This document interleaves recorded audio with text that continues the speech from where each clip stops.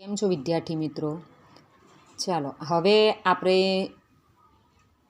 Chapter 9 vote are this એ અગાઉના પીરિયડમાં જોઈ ગયા છે.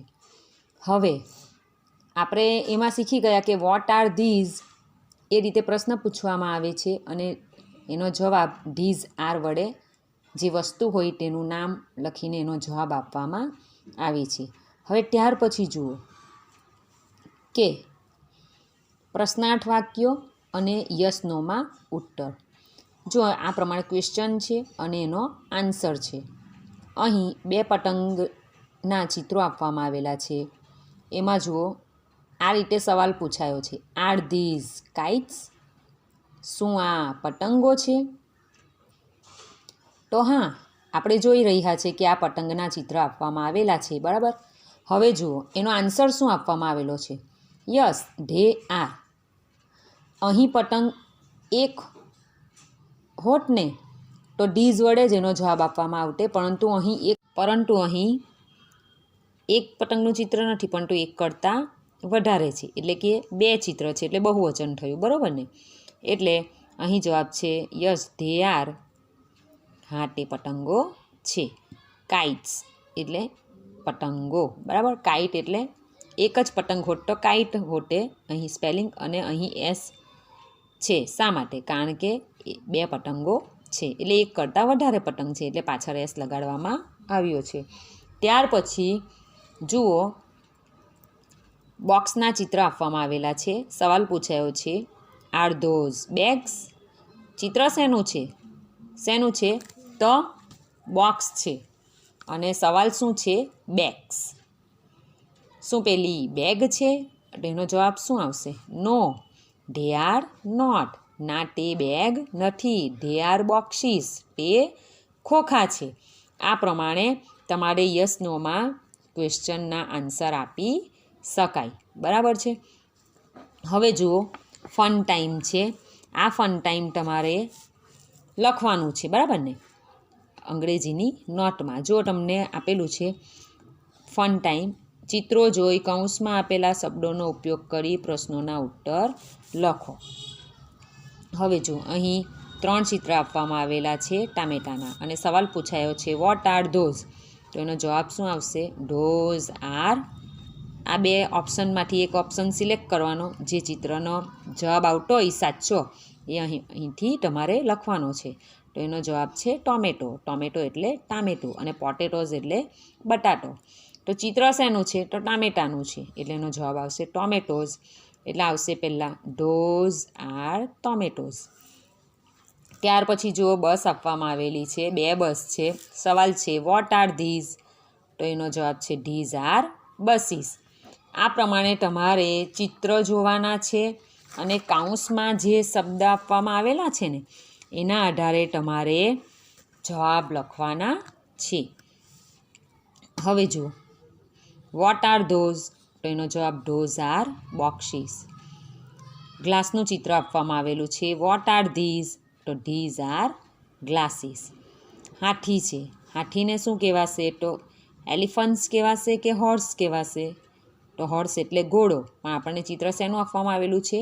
એલિફન્ટ, બરાબર, એટલે હાથી. What are those? તો those are elephants. What are these? These are bananas. What are those? ચિત્ર શેનું છે? મરઘી. મરઘીને શું કહેવાય? ક્રો કહેવાય કે હેન કહેવાય? તો શું કહેવાશે? હેન. હેન એટલે મરઘી, અને ક્રો એટલે કાગડો. અહીં ક્રોઉસ છે, પાછળ એસ લગાડવામાં આવેલો છે, એટલે ઘણા બધા કાગડાઓ, અને અહીં હેન્સ છે, એટલે એક કરતાં વધારે મરઘીઓ. તો 3 મરઘીનું ચિત્ર આપણને આપવામાં આવેલું છે. તેનો જવાબ આવશે ધોઝ આર હેન્સ. ત્યાર પછી જુઓ આગળ વોટ આર ધીઝ? તેનો આન્સર આવશે these are books. Vote are those? તેનો આન્સર ધોઝ આર વોચીસ. સામેના પેજ પર જોઈએ આપણે. તો સામેના પેજ પર જુઓ વોટ આર ધીઝ? આ સામેના પેજ પર મેં જવાબ લખ્યા નથી, આ પણ તમારે જાતે લખવાના છે, બરાબર. ધીઝ હોય તો ધીઝ વડે જવાબ લખવાની શરૂઆત કરવાની, બરાબર. અને ડોઝ હોય તો ડોઝ વડે એનો જવાબ લખવાની શરૂઆત કરવાની છે. અહીં છે વોટ આર ધીઝ, તેનો જવાબ આવશે these are mangoes. Vote are those, તો એનો આન્સર શું છે? Those are balls. ત્યાર પછી જુઓ કાઇટના ચિત્ર આપવામાં આવેલા છે, એનો ક્વેશ્ચન છે વોટ આર ધીઝ, તો એનો શું આન્સર આવશે? These are kites. આગળ વોટ આર ધોઝ, તો ધોઝ આર ડવ્સ. ડવ્સ એટલે કબૂતરો. હવે જુઓ પોટેટોનું ચિત્ર છે. વોટ આર ધીઝ, તો પોટેટો આવશે કે ટોમેટો? તો ધીઝ આર પોટેટોઝ. પછી છે વોટ આર ધોઝ, તો આન્સર આવશે ધોઝ આર ડીસીસ. અને છેલ્લું છે વોટ આર ધીઝ, તો આન્સર આવશે ધીઝ આર ફોક્સીસ. ફોક્સ એટલે શિયાળ અને બોક્સ એટલે ખોખું. તો તમારે આ પ્રમાણે આ જે બ્લેન્ક છે એમાં તમારે જવાબ લખવાના છે, બરાબર છે. અને મેં તમને અગાઉ સામેના પેજ ઉપર જે જવાબ મેં લખ્યા છે એ પ્રમાણે જ આમાં પણ જવાબ આ ઓપ્શનમાંથી શોધીને લખવાના છે, બરાબર છે. અને તમારે અંગ્રેજીની નોટમાં આ લખવાનું છે. ત્યાર પછી જુઓ પ્રશ્નાર્થ વાક્યો બનાવી લખવાના છે. હવે જો તમને એક્ઝામ્પલ આપવામાં આવેલું છે કે ધીઝ આર હેટ્સ, તો આર છે, જ્યારે પ્રશ્નાર્થ વાક્ય આપણે બનાવીએ છીએ ત્યારે આર છે એ પ્રથમ આવી જશે, અને એ છે ને આરમાં જે પહેલો મૂળાક્ષર એ કેપિટલ થઈ જશે. જો અહીં કેપિટલ છે એટલે આર આવી ગયો. ત્યાર પછી ડીઝનું ડીઝ, અને જે આ શબ્દ છે એ બેઠો જ મૂકવાનો રહેશે, અને પછી ક્વેશ્ચન માર્ક ફરજિયાત કરવાનું રહેશે. જો ક્વેશ્ચન માર્ક ના હોય તો તમારો અડધો માર્ક્સ કટ થઈ જાય, એટલે ફરજિયાત ક્વેશ્ચન માર્ક કરવાનું રહેશે. ધીઝ આર હેટ્સ, તો એનો પ્રશ્નાર્થ વાક્ય શું બનશે? Are these hats. એ પ્રમાણે જુઓ આ ફર્સ્ટ ધીઝ આર કેટ્સ, તો એનું પ્રશ્નાર્થ વાક્ય બનશે આર ધીઝ કેટ્સ. બીજું છે ધોઝ આર ડક્સ, એનું પ્રશ્નાર્થ વાક્ય શું બનશે? R those ducks.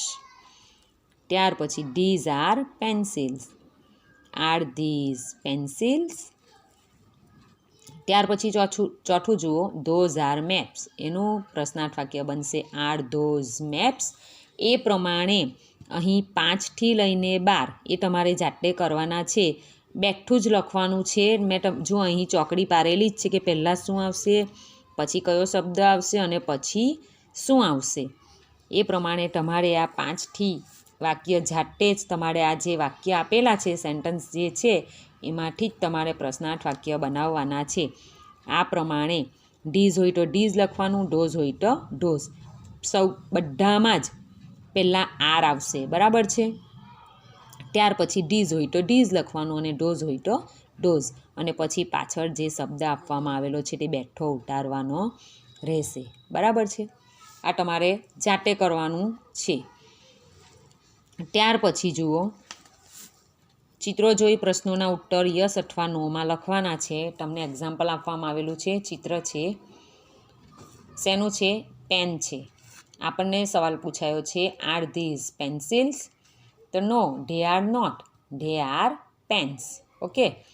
ત્યાર પછી જો અહીં આઉલનું ચિત્ર છે. આર ધોઝ આઉલ્સ, તો હા ચિત્રમાં આઉલ છે એટલે યસ ધે આર. તમારે ચિત્ર જ જોવાના છે. ચિત્ર જોઈને જ તમારે નક્કી કરવાનું છે કે આનો જવાબ યસ આવે કે નો આવે. જો નોમાં જવાબ આવે તો આ પ્રમાણે તમારે 2 વાક્ય લખવાના રહેશે, અને યસમાં આવે તો તમારે યસ ધે આર આ જ લખવાનું રહેશે. સામેના પેજ પર જુઓ, અહીં મેં જવાબ લખેલા જ છે. જુઓ કાવનું ચિત્ર આપવામાં આવેલું છે, અને સવાલ શું પૂછાયો છે? એલિફન્ટ માટેનો છે કે આર ધીઝ એલિફન્ટ, તો એનો જવાબ શું આવશે? No, they are not, they are cows. હવે જુઓ અમ્બ્રેલાનું ચિત્ર આપવામાં આવેલું છે, છત્રીનું, તો હા છત્રી જ છે, અને અહીં પણ પૂછાયો છે સવાલ આર ધોઝ અમ્બ્રેલાઝ, તો યસ ધે આર. હવે જુઓ અહીં શીપ નથી પણ શું છે? બોટ છે. અને સવાલ શું પૂછાયો છે? શીપ. Are these ships? તો એનો આન્સર શું આવશે? No, they are not, they are boats. હવે જુઓ બસનું છે ચિત્ર. Are those cars? તો no, they are not, they are buses. ત્યાર પછી જુઓ ગ્લાસનું ચિત્ર છે અને સવાલ પૂછાયો છે આર ધીઝ કપ્સ? તો no, they are not, they are glasses. ત્યાર પછી છે તરબૂચ. સવાલ છે આર ધોઝ વોટરમેલન્સ? તો યસ, ધે આર. બરાબર છે. એટલે ચિત્ર જોઈને જ તમારે જવાબ લખવાના છે. પાછળ જોઈશું આપણે. જુઓ અહીં ગાજરના ચિત્ર આપવામાં આવેલા છે, બરાબર ને? Are these કેરટ્સ? તો યસ, ધે આર. ત્યાર પછી જુઓ ચિત્ર શેનું છે? તો કેરીનું છે, મેંગો. અને સવાલ આર ધોઝ એપલ્સ? તો no, they are not, they are mangoes. ત્યાર પછી જુઓ બોક્સના ચિત્ર આપવામાં આવેલા છે અને સવાલ શું પૂછાયો છે? Are these bags? તો no, they are not, they are boxes. Are those chairs? તો યસ, ધે આર. ચેર એટલે ખુરશી. ચિત્ર ખુરશીનું જ છે અને સવાલ પણ કોનો છે? ખુરશીનો જ પૂછાયો છે. એટલે એનો જવાબ શું આવશે? Yes, they R. હવે જુઓ આર ધીઝ પેન્સ? ચિત્ર બુક્સ છે. બુક્સનું ચિત્ર આપવામાં આવેલું છે અને સવાલ પૂછાયો છે પેન માટે. તો no, they are not, they are books. અહીં છે કાઇટ અને સવાલ શું છે? Are those boats? No, they are not, they are kites. બરાબર છે. તો આ પ્રમાણે તમારે અંગ્રેજીની નોટમાં જે મેં તમને કહ્યું એ તમારે લખવાનું રહેશે. એક તો આ પેજ છે, ત્યાર પછી આ, બરાબર છે, આ છે અને આ જે ફન ટાઈમ છે, બરાબર છે. આ જે ફન ટાઈમ છે યુનિટ 9નું what are these fun time તમારે લખવાનું છે અંગ્રેજીની નોટમાં. બરાબર છે. તમને જો કોઈ પ્રશ્ન હોય તો તમે ફીડબેકમાં લખી શકો છો.